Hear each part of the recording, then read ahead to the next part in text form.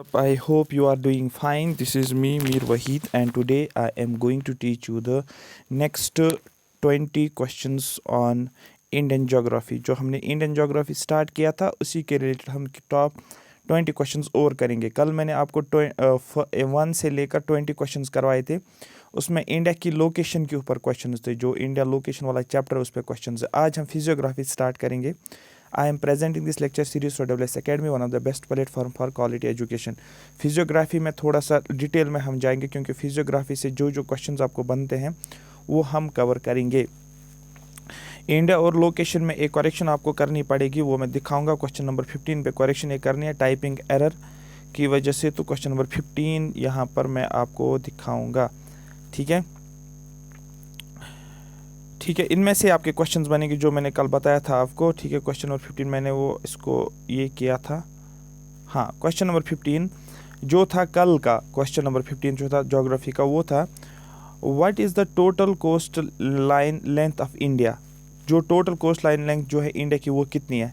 जब टोटल की बात की जा रही है वो होता है एक तो इंडिया का जो कोस्ट लाइन है प्लस आइलैंड्स का भी लेना पड़ेगा हमें. अंडमान निकोबार और लक्षद्वीप को भी लेना पड़ेगा, वो टोटल होता है.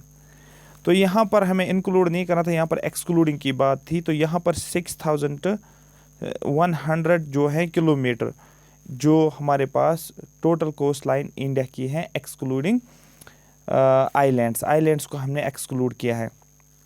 तो ये मेन लैंड की अगर हम बात करेंगे. ठीक है.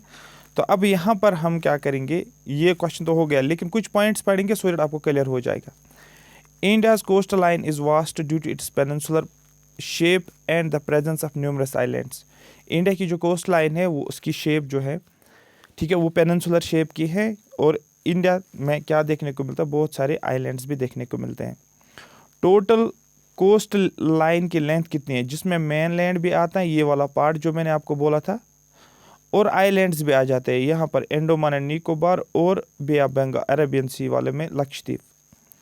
तो टोटल अगर देखा जाएगा टोटल 7516 किलोमीटर्स. एक्सक्लूड करेंगे आइलैंड्स को, इनको कंसिडर अगर नहीं करेंगे तो सिर्फ इसकी बात मैं कर रहा हूँ. ठीक है, इसकी बात मैं कर रहा हूँ. वो कितना है 6100 अप्रॉक्सीमेटली आपको याद रखना है. हो गया क्लियर.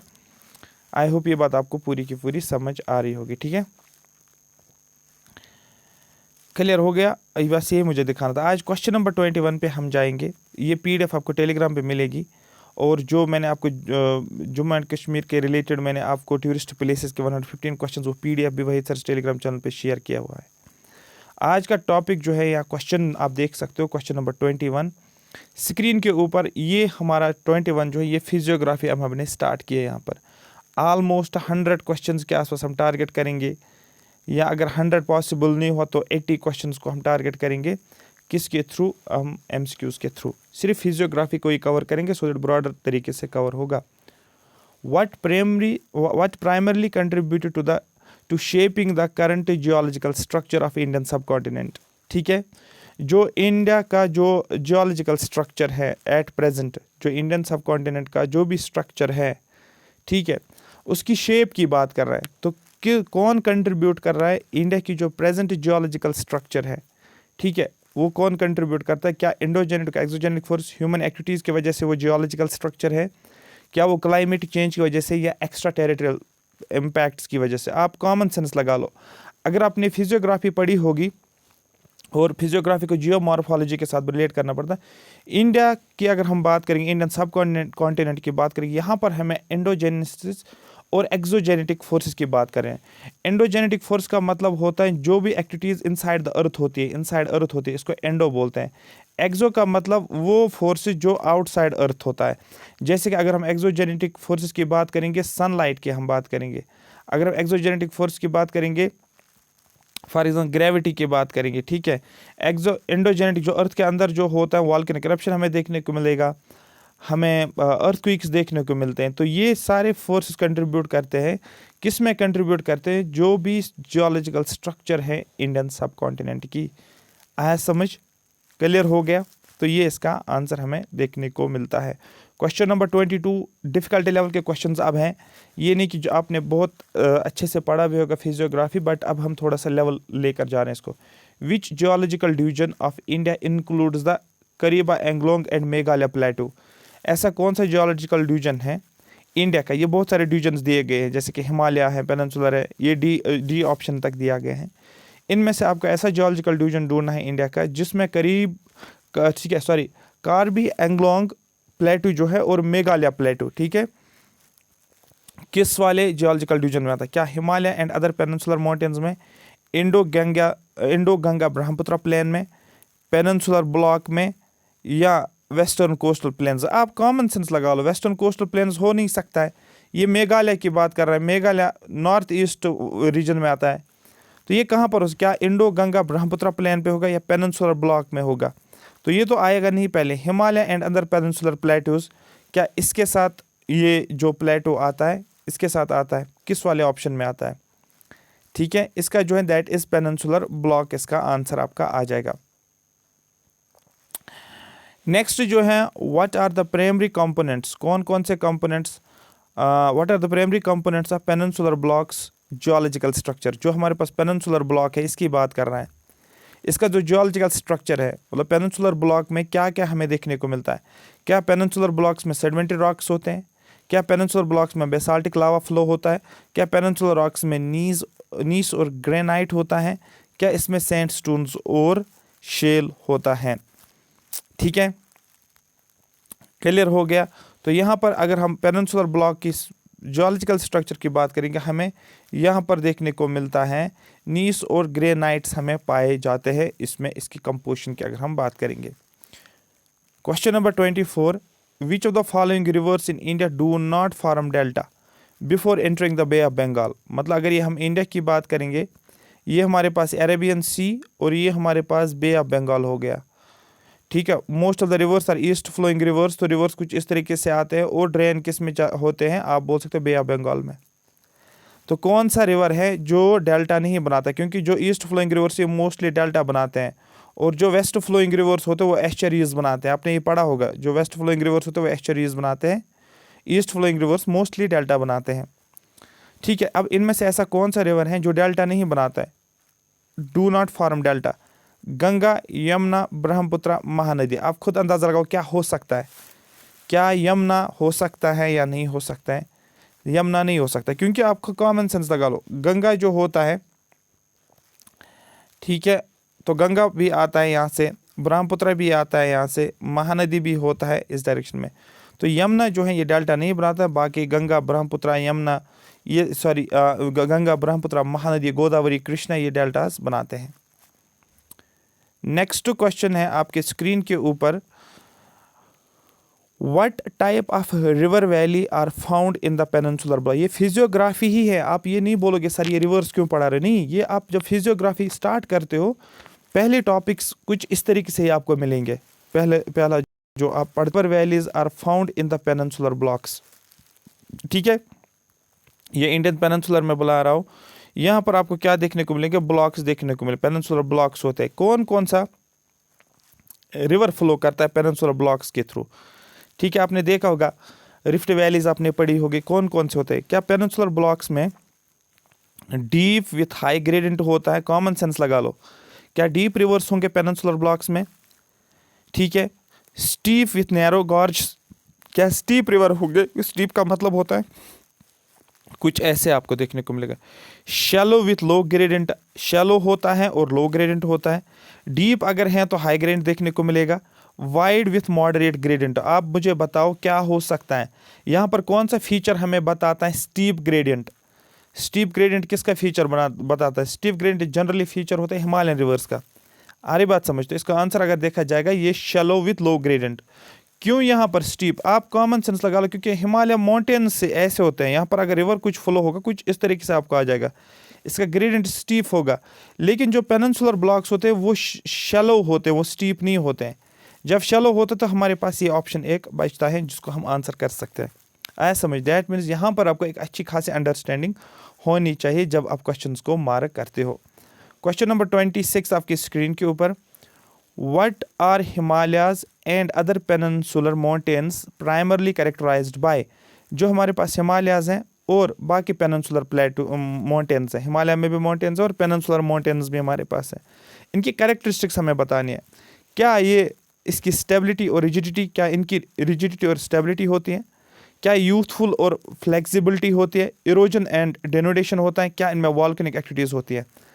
आप सोचो, ये कैरेक्टरिस्टिक्स बता रहा है। पेनिनसुलर अगर आप देखोगे, हिमालयन रिवर्स अगर आप बोलोगे, हिमालय जो है ये यूथफुल स्टेज में हमें देखने को मिलता है, डेफिनेटली हिमालय तो देखने को ही मिलता है, ठीक है। अब यहाँ पर क्या फ्लेक्सिबिलिटी देखने को मिलते हैं, क्या ये स्टेबल और रिजिडिटी है, स्टेबल तो बोल नहीं सकते हो, इरोजन और डेनोडेशन, ये आप इसका आंसर हमें बताओ, कौन सा आंसर इसका हो सकता है, ठीक है। मैंने आपको पहले बोला, क्योंकि जब हम हिमालयस की बात करते हो, वो स्टिल क्या है, स्टिल राइज हो रहा है, ठीक है। यूथफुल स्टेज में जब आप रिवर्स में पढ़ते हो तो आपको हिमालयन रिवर्स यूथफुल स्टेज में ही देखने को मिल रही है, ठीक है। तो यहाँ पर थोड़ा सा आपको नॉलेज एक्स्ट्रा होनी चाहिए, इवन कि अगर आपने NCERT को अच्छे से पढ़ा है तो you can solve this question, ठीक है। क्योंकि बच्चे काफ़ी टाइम से बोल रहे थे सर इजी जो क्वेश्चंस आप डालते हो, अब आपके सामने सारे क्वेश्चंस आप खुद देख सकते हो, अपनी नॉलेज को चेक कर सकते हो।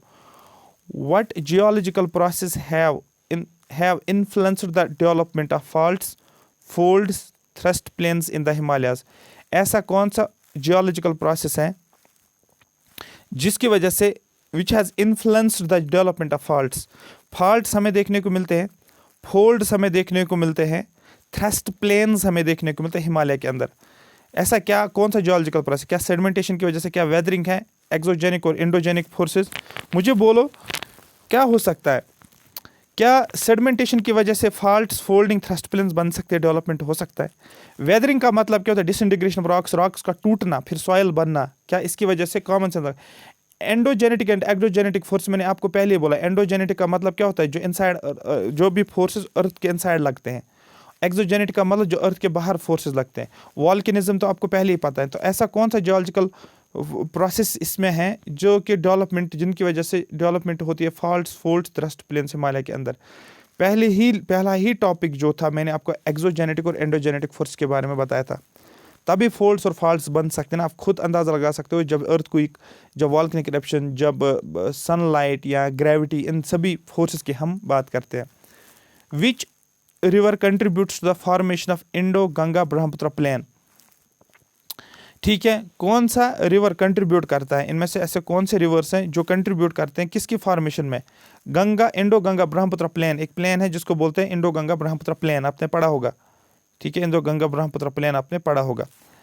क्या इंडस गंगा गोदावरी है जिसमें हम बोल सकते हैं इंडो गंगा ब्रह्मपुत्र प्लेन। क्या गंगा ब्रह्मपुत्र यमुना है, ब्रह्मपुत्र कृष्णा महानदी है, इंडस यमुना और कावरी है। इन चार में से आपको बोलना है कि कौन सा यहाँ पर रिवर्स की कंट्रीब्यूशन है जो कि फॉर्मेशन करता है इंडो गंगा ब्रह्मपुत्र प्लेन्स का। बताओ हमें। आप बोल सकते हो सर गंगा और ब्रह्मपुत्र इसमें हो सकता है। आप बोल सकते हो सर गोदावरी यहाँ पर है, ये इस तरीके से कीवर्ड कर सकते हो। कृष्णा महानदी भी यहाँ पर है, कावरी यहाँ पर है। तो अब फिर कौन सा हो सकता है, आप खुद अंदाज़ा लगाओ कौन हो सकता है, ठीक है। चलो हम देखते हैं इसका आंसर जो है, that is answer number B. क्यों, अब कॉमन सेंस भी आप लगा सकते हो। ये बोलता है आपको इंडो गंगा, गंगा ब्रह्मपुत्र प्लेन की ये बात कर रहा है, तो गंगा ब्रह्मपुत्र यहाँ पर आपको देखने को मिलेगा। और यमुना, जब आप ट्राइब्यूटरीज पढ़ते हो ना, गंगा की ट्राइब्यूटरीज, ब्रह्मपुत्र की ट्राइब्यूटरीज, वहाँ पर यमुना आपको पढ़ना ज़रूरी पड़ेगा, ठीक है। क्योंकि यमुना या तो गंगा की ट्राइब्यूटरी या तो ब्रह्मपुत्र की ट्राइब्यूटरी, ऐसे आप लॉजिक्स लगा कर आंसर निकालते हो ना कि सिर्फ बुक्स को पढ़ करके ज़्यादा फायदा नहीं होता है। जब आपने 3-4 बार रिवाइज किया, फिर क्वेश्चंस पे ही अपना वो नॉलेज यूज़ करना है। How was the Indo Ganga Brahmaputra plain originally formed. अब क्वेश्चन पूछा गया कैसे, इंडो गंगा ब्रह्मपुत्र प्लेन का क्वेश्चन अभी तो ऊपर आपने देखा कि वो उस कौन कौन से रिवर्स उसमें कंट्रीब्यूट करते हैं। अब लेकिन बोला गया है कैसे ये इंडो गंगा ब्रह्मपुत्र प्लेन्स की ऑरिजिनली इसकी फॉर्मेशन कैसे हो गई है। क्या वॉल्केनिक इरप्शन हुआ है तो इसकी वजह से इसकी फॉर्मेशन, आप बोल सकते हैं सर इसको क्रॉस करो थोड़ा सा, ठीक है। यहाँ पर क्या through tectonic upliftment, tectonic plates की बात कर रहा है, सर इसको क्रॉस कर सकते हैं। As a result of glaciation, जो ग्लेशियल प्रोसेस होते हैं, क्या उनकी वजह से। As a geosyncline in depression filled with sediments. आप बोलो, देखो इंडो गंगा ब्रह्मपुत्र प्लेन्स हैं, ये प्लेन्स की बात करें, इंडो गंगा ब्रह्मपुत्र प्लेन्स, ये क्या हो सकता है। देखो एंटिक्लाइनल और सिंक्लाइनल आपने पढ़ा होगा, ये देखो ये ऐसे होता है और ये ऐसे होता है, ये ऐसे होता है, ऐसे होता है। एक होती है डिप्रेशन और दूसरा होता है ये ऊंचाई। इसमें एक होता है एंटीक्लाइनल, ये वाला एंटीक्लाइनल, और दूसरा सिनक्लाइनल। सिनक्लाइनल का मतलब ये वैली होती है, ये वैली खाली होती है, रिवर जब फ्लो करते हैं अपने साथ सेडिमेंट्स लेकर आते हैं, यहाँ पर सेडिमेंट्स आ जाते हैं। जब ये सेडिमेंट्स आ जाते हैं यहाँ पर क्या बनते हैं, ये फिर प्लेन्स की फॉर्मेशन हो जाती है। और ये जो होते हैं ये सिनक्लाइन्स क्या होती है, ये वैलीज होती है। वैलीज का मतलब कुछ डिप्रेशंस होते हैं। फिर से मैं दिखाता हूँ, ये एंटीक्लाइनल सिनक्लाइनल, एंटीक्लाइनल सिनक्लाइनल, तो ये वैलीज होती है, ये डिप्रेशंस होती है, यहाँ पर ये सेडिमेंट्स डिपॉजिट हो जाते हैं। तो इसकी वजह से हम इंडो गंगा ब्रह्मपुत्र प्लेन्स बोल सकते हैं। अगर आपने एनसीईआरटी अच्छे से पढ़ी है, क्लास 11th की एनसीईआरटी, तो आप इजीली क्वेश्चंस को आंसर कर सकते हो। What is the average depth of alluvial deposits in the Indo-Ganga Brahmaputra plains? Depth क्या है alluvial deposits की? जो भी डिपॉजिट्स होते हैं, मतलब जब भी रिवर फ्लो करता है, रिवर के साथ सेडिमेंट्स होते हैं, सॉयल होते हैं, फिर वो डिपॉजिट हो जाता है किसी जगह यहाँ, और यहाँ पर क्या बनते हैं, ये alluvial plains बनते हैं, alluvial deposits। वो डिपॉजिट जो रिवर की वजह से बनते हैं। कहाँ पर? इंडो गंगा ब्रह्मपुत्र प्लेन्स को ये टारगेट कर रहा है। उसकी डेप्थ आपको बतानी है। डेप्थ आपको एज इट इज़ याद रखना है, 1000 से लेकर 2000 metre Indo Ganga Brahmaputra plain जो हमने बनाया उसकी डेप्थ की यहाँ पर बात की जा रही है। Question number 31, what is physiography the outcome of? जो फिजियोग्राफी किसका आउटकम होता है? फिजियोग्राफी का मतलब क्या होता है? फिजियोग्राफी जो फिजिकल फीचर्स होते हैं ज्योग्राफी के अंदर, माउंटेन्स हैं, रिवर्स हैं, वैलीज हैं, हिल्स हैं, ठीक है, ब्लॉक्स हैं, प्लेट्यूज हैं, ये फिजिकल फीचर्स होते हैं। What is physiography the outcome of? ये किसका आउटकम है? क्या ह्यूमन सेटलमेंट पैटर्न्स का? क्या जियोलॉजिकल स्ट्रक्चर, जो सॉइल की स्ट्रक्चर जो होती है, जियोलॉजी जब आप पढ़ते हो, process and stages of development, क्या ये क्लाइमेट के वेरिएशंस हो सकते हैं? क्या फ्लोरा एंड फाना, प्लांट्स और एनिमल्स की डिस्ट्रीब्यूशन की वजह से ये फिजियोग्राफी होती है? आप कॉमन सेंस बता सकते। फिजियोग्राफी फिजिकल फीचर्स, ये आपको स्ट्रक्चर देखने पड़ेंगे, प्रोसेस देखने पड़ेंगे, स्टेजेस देखने को पड़ेंगे डेवलपमेंट के, तब ही ये फिजियोग्राफी हमें देखने को मिलती है। Next question, question number 32, which region in India is characterised by rugged topography and series of mountain range? Topography plain ऐसे नहीं है, ठीक है, ऊपर नीचे है, ऐसे है, ऐसे ऐसे है, ऐसे, ठीक है, और सीरीज ऑफ माउंटेन्स आपको देखने को मिलेगा, ऐसे ऐसे ऐसे। ऐसा कौन सा रीजन आपको देखने को मिलेगा? मैंने आपको पढ़ाया भी था ये वाला पोर्शन। क्या नॉर्दर्न प्लेन्स है? नहीं सर, प्लेन्स में तो नहीं हो सकता है। कोस्टल प्लेन्स है? नहीं सर, कोस्टल प्लेन्स में भी नहीं हो सकता है। ये नॉर्दर्न प्लेन्स हो गए, ये कोस्टल प्लेन्स हो गए, इनमें तो नहीं होगा। फिर क्या पेनिनसुलर प्लेटू में? नहीं सर, क्योंकि माउंटेन रेंज हमें देखने को मिलता है नॉर्थ और नॉर्थ ईस्टर्न माउंटेन्स में, जो हिमालय आप पढ़ते हो ना, वहाँ पर आपको ये देखने को मिलेगा। क्वेश्चन नंबर 33, क्वेश्चन जो है स्क्रीन के ऊपर, what physiographic division consist of stable table land and highly dissected, ठीक है, प्लेट्यूज। टेबल लैंड किसको बोलते हैं? कुछ ऐसे होता है ना लैंड, ये हो गया टेबल लैंड, ठीक है, जो कि ऊपर प्लेन होता है, ठीक है, फ्लैट होता है, और साइड्स में अगर हम बात करेंगे, जो पोर्शन जो होता है ये टेबल जैसा होता है, साइड्स लोअर होते हैं और ये वाला पोर्शन अपर होता है, और ये फ्लैट होता है, ये हुए टेबल लैंड, ठीक है। कौन सा फिजियोग्राफिक डिवीजन जहां पर स्टेबल टेबल लैंड आपको देखने को मिलेगा? क्या डेजर्ट्स में होता है?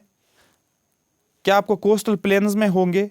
क्या नॉर्दर्न प्लेन्स में हो सकते हैं? नहीं सर, ये तो पेनिनसुलर प्लेटू, डायरेक्ट प्लेटूज की बात करें, जिसको टेबल लैंड की जनरली बात करें, डेक्कन प्लेटू, वो प्लेटू, सारे हम बात करते हैं इसमें से।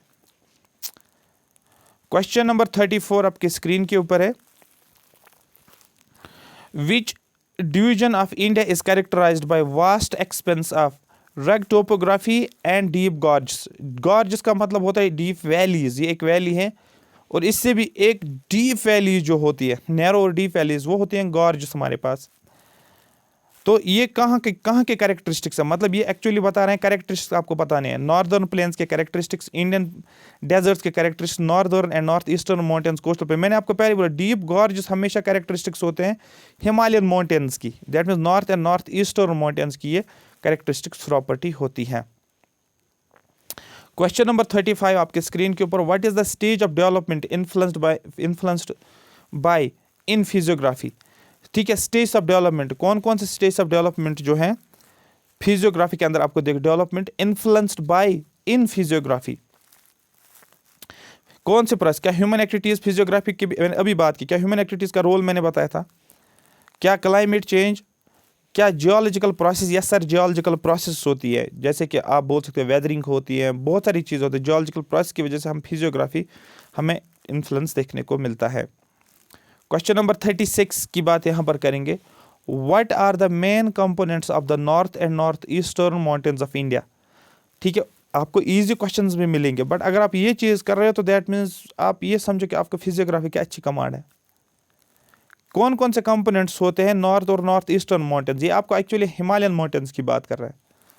ठीक है, क्या अरावली और विंध्या रेंज आपको देखने को मिलेगा, वेस्टर्न घाट्स और ईस्टर्न घाट्स, अरावली और इंडिया में यहाँ पर बनाता हूँ, अरावलीज यहाँ पर आपको देखने को मिलेंगे, वेस्टर्न घाट्स ये होता है, ईस्टर्न घाट्स ये होते हैं, डेक्कन प्लेटूज यहाँ पर आपको देखने को मिलेगा, छोटा नागपुर प्लेटू यहाँ पर आपको देखने को मिलेगा। बचा क्या दो में, नॉर्थ और नॉर्थ ईस्टर्न में तो एक ही चीज़ आपको बचेगा, वो कौन सा, हिमालयज और नॉर्थ ईस्टर्न हिल्स। ठीक है, ये बहुत इजी क्वेश्चंस हैं, बहुत इजी क्वेश्चंस, अब आपको समझ आया होगा। विच of the following is not an important range with in Himalayas, Himalayas में कौन सा रेंज नहीं है। आपको पता है हिमालयज में ग्रेट हिमालयज है हमारे पास है, मिडल हिमालयज हमारे पास है, आउटर हिमालयज हमारे पास है।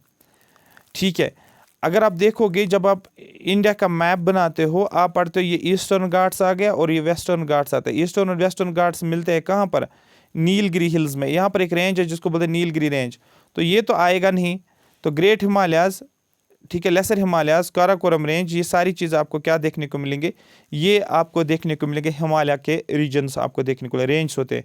Great Himalaya, middle Himalaya, lesser Himalaya, Karakoram range, ये सारी चीज़ आपको हिमालयाज में ही देखने को मिलेगा।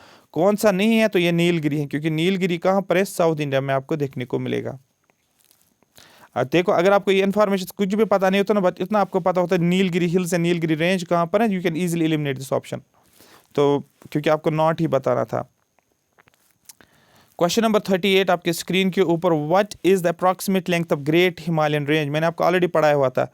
ग्रेट हिमालयन रेंज की क्या है लेंथ आपको बतानी है। कुछ ऐसे अगर मैं बनाता हूँ ग्रेट हिमालयस, ये ऐसे ग्रेट हिमालयस मैंने बनाया, इसका रेंज कितना है, मतलब इसकी लेंथ आपको बतानी है कितनी है। ये एज इट इज़ पता होना चाहिए 2500 किलोमीटर। JKSS भी कभी ऐसे क्वेश्चन पूछ लेता है। Which river drains the Kashmir और नॉर्थ वेस्टर्न हिमालयन रीजन, ये अगर मैं बनाता हूँ साउथ इंडिया और ये हो गया जम्मू एंड कश्मीर। ठीक है, तो कौन से रिवर जो होते हैं वो फ्लो करते हैं किसके through, north western Himalayas. North western Himalayas कौन सा हो गया, ये तो कि ये हो गया ईस्ट, ये हो गया वेस्ट, ये हो गया नॉर्थ, मतलब यहाँ की ये बात कर रहा है। ठीक है, नॉर्थ वेस्ट की। तो कौन से रिवर्स फ्लो करते हैं, which river drains the Kashmir, Kashmir को कौन सा रिवर फ्लो होता है या ड्रेन करता है कश्मीर को, और नॉर्थ वेस्टर्न हिमालयन रीजन को। गंगा हो सकता है, नहीं सर गंगा तो यहाँ चला जाता है। यमुना हो सकता है, नहीं सर यमुना तो ऐसे जाता है। ठीक, यमुना तो ऐसे जाता है। ब्रह्मपुत्र हो सकता है, सर ब्रह्मपुत्र भी यहाँ चला जाता है। तो इंडस ये तो एक है जो यहाँ चला जाता है। जब आप रिवर सिस्टम पढ़ोगे तो आप ये चीज़ें पढ़ोगे वहाँ पर। तो ये हो गया आपका Indus system. Question number 40 last आज का टॉपिक का लास्ट क्वेश्चन है, वो है which famous pilgrimage is not located in the Kashmir और नॉर्थ वेस्टर्न हिमालयाज। जब आप यहाँ पर ईस्ट, यहाँ पर वेस्ट, यहाँ पर नॉर्थ, यहाँ पर साउथ, तो जब हम बात करते हैं नॉर्थ वेस्ट हिमालयाज, हिमालयाज का नॉर्थ वेस्ट वाला पार्ट, ये वाला पार्ट, यहाँ पर आपको वैष्णो देवी, अमरनाथ यात्रा, केदारनाथ, ये सारी चीज़ आपको देखने को मिलेगी। गंगोत्री यहाँ पर आपको देख, क्योंकि गंगोत्री कहाँ पर है, उत्तराखंड में आपको देखने को मिलेगा। ठीक है, गंगा, हाँ यहाँ पर जो हमारे पास, जब आप आगे पढ़ेंगे गंगोत्री ग्लेशियर के बारे में, ठीक है, तो वहाँ पर हम इसकी बात करेंगे। बट ये नॉर्थ ईस्टर्न या कश्मीर रीजन्स में नहीं आते हैं। Kashmir Himalayas, north western Himalayas की अगर बात करोगे, आपको पता है वैष्णो देवी, आप केदारनाथ, आप अमरनाथ केव्स, ये सारी इसमें पढ़ते हो कश्मीर के आसपास। तो ये जो है ये इसमें नहीं आता है। तो इस तरीके के क्वेश्चंस आपको फिजियोग्राफी, ये अभी बेसिक्स जो स्टार्टिंग है आपका, वो आगे अगर हम और क्वेश्चंस करेंगे ना 50-60, वहाँ आप इजीली हैंडल कर सकते हो क्वेश्चंस को। बट अगर इन चीज़ों पे आपके कमांड है, मतलब आपने बेसिक्स समझा है पहले फिजियोग्राफी का ही बेसिक्स, फिर हम पढ़ेंगे middle Himalayas, great Himalayas, peninsular प्लेटो, eastern Ghats, western Ghats, coastal planes, islands, वो हम बाद में देखेंगे। ये थे 20 क्वेश्चन। आई होप आपने इनके आंसर्स किए होंगे। इसकी PDF में शेयर करूँगा। Thank you so much for watching me.